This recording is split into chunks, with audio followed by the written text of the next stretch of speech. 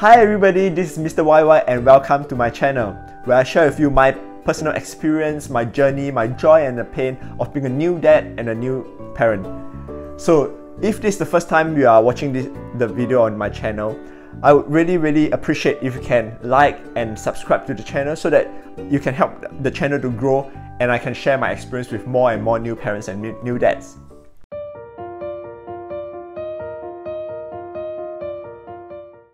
For today's topic, we'll be talking about swaddling.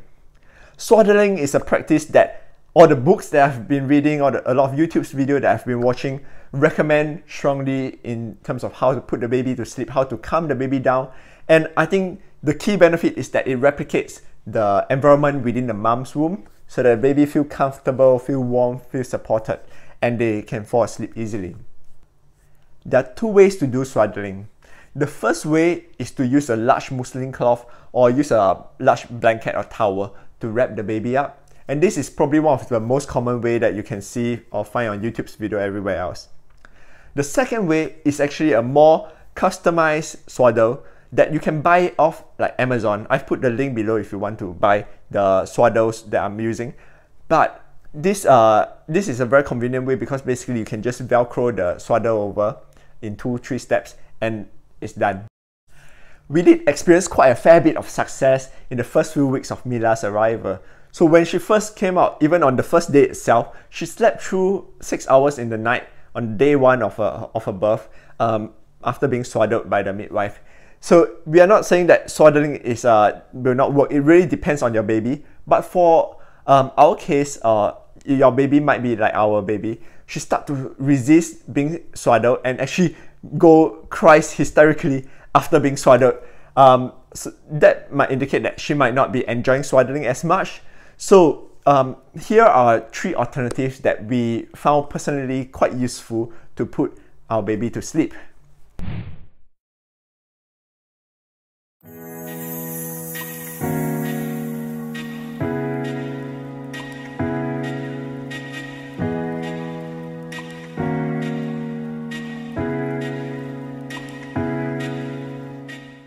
I know, this is not something that is highly recommended by all the books that I've read so far or the NHS, as it increases the risk of SIDS, which is sudden infant death syndrome.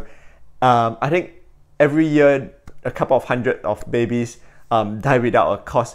Could be that because they're sleeping belly down. Other reasons could be because their parents smoke and they're not well monitored.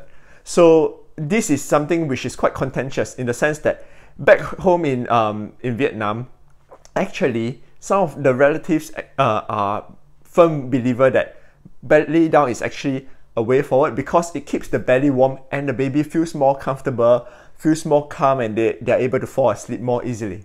I feel that if you constantly go in and check on your baby and monitor the baby and to make sure that she's still breathing and still sleeping well, then I think it could work.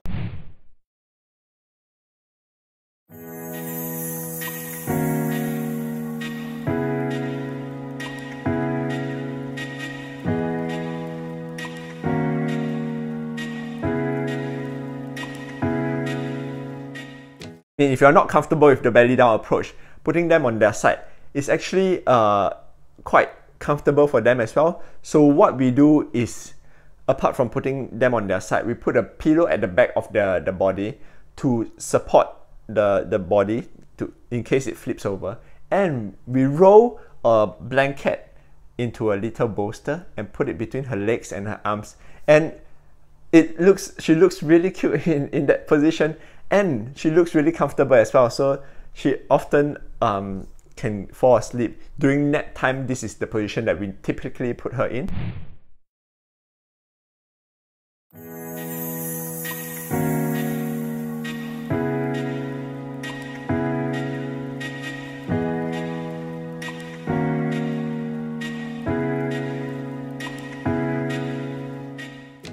The third way which I would like to suggest is to use a sleeping bag. So if your baby is like ours, she likes to move her hands around and she don't like to be restricted. A sleeping bag is a best of both worlds because she can still move her hands and the sleeping bag actually keeps her belly and her body warm, and also at the same time she can actually still kick within the sleeping bag. One last tip which we found really effective to calm the baby down is to actually hold the baby's hands down and tap the body for probably about the 5-10 minutes after you put the baby down, and that normally calms her down, and she's gonna feel that your presence, feel the calm and soothness, and be able to fall asleep. And if you need to, if she's still crying or struggling, we use a dummy. It is really up to you. Not all parents prefer to use dummies, but we use a dummy so that she can actually soothe herself down by chewing the dummy. And that combination of the positioning and also the tapping normally helps us put her to sleep quite well. And as I mentioned, our baby is we are quite fortunate because she's normally able to sleep from something around 8-9 p.m. to maybe 4-5 a.m. in the morning. So we are quite lucky in that sense. But if you struggle with putting your baby to sleep, why not try one of these methods, and hopefully that works for you as well. Thank you for watching the video. I hope our suggestions help you put the baby to sleep better. If you like this video, if you find it informative, if you find it useful, please do give it a like so that I can grow this channel, grow this video, and hopefully more people will be able to enjoy and watch it as well. Thank you so much for your time.